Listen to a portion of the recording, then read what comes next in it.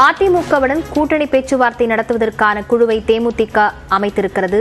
அது தொடர்பான அண்மை செய்தியை பார்த்து வருகிறோம். நாடாளுமன்ற தேர்தலையொட்டி கட்சிகள் கூட்டணி தொடர்பான பேச்சுவார்த்தையில் மும்முரமாக ஈடுபட்டிருக்கும் நிலையில் அதிமுகவுடனான கூட்டணி பேச்சுவார்த்தை தொடர்பாக குழுவை அமைத்திருக்கிறது தேமுதிக. அதிமுகவுடன் கூட்டணி பேச்சுவார்த்தை நடத்துவதற்கான குழுவை தேமுதிக அமைத்து தற்போது அறிவிப்பு வெளியிட்டிருக்கிறது.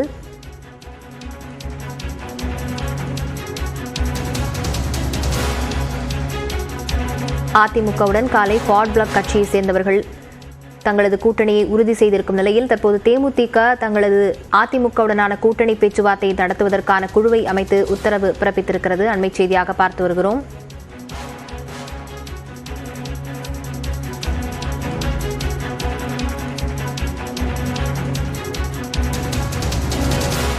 அதிமுகவுடன் கூட்டணி தொடர்பான பேச்சுவார்த்தை நடத்தும் குழுவில் சுதீஷ் மற்றும் இளங்கோவன் ஆகியோரை இடம்பெற செய்து அந்த அறிவிப்பானது வெளியாகி இருக்கிறது.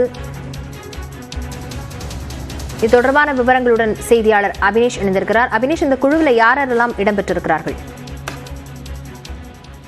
லாவண்யா, தேசிய முற்போக்கு திராவிட கழகத்தின் சார்பில் வரக்கூடிய மக்களவை தேர்தலில் கூட்டணி தொடர்பான பேச்சுவார்த்தை நடத்துவதற்காக 4 பேர் கொண்ட பேச்சுவார்த்தை குழுவை அக்கட்சியினுடைய பொதுச் செயலாளர் பிரேமலதா விஜயகாந்த் அறிவித்திருக்கிறார். அந்த கட்சியினுடைய துணை செயலாளர் LK சுதீஷ், அதே போல அக்கட்சியினுடைய அவைத்தலைவர் டாக்டர் V இளங்கோவன், அந்த கட்சியினுடைய கொள்கை பரப்பு செயலாளர் அழகாபுரம் மோகன்ராஜ், அந்த கட்சியுடைய துணை செயலாளர் பார்த்தசாதி ஆகிய 4 பேர் கொண்ட குழுவை நியமித்திருக்கிறார். ஏற்கனவே அதிமுக தலைமையிலான கூட்டணியில் இணைவதற்கான முதற்கட்ட பேச்சுவார்த்தையை தேமுதிக நடத்தியுள்ள நிலையில் தொடர்ந்து அடுத்த கட்ட பேச்சுவார்த்தை நடத்துவதற்கு இந்த 4 பேர் கொண்ட குழு நியமிக்கப்பட்டிருக்கிறது. இந்த குழுவுடன் இன்றோ அல்லது நாளையோ அதிமுகவுடைய பேச்சுவார்த்தை குழு மீண்டும் அடுத்த கட்ட பேச்சுவார்த்தை நடத்த திட்டமிட்டிருக்கிறாங்க. அந்த பேச்சுவார்த்தையின் போது எத்தனை தொகுதிகள் ஒதுக்கீடு செய்வது, எந்தெந்த தொகுதிகள் எல்லாம் போட்டியிட விருப்பம் தெரிவிக்கிறாங்க அப்படிங்கிறது குறித்து இந்த குழு அதிமுகவால் அமைக்கப்பட்டக்கூடிய பேச்சுவார்த்தை குழுவோடு அடுத்த கட்ட பேச்சுவார்த்தையை தொடர்வாங்க. லாவண்யா, விவரங்களுக்கு நன்றி அபினேஷ்.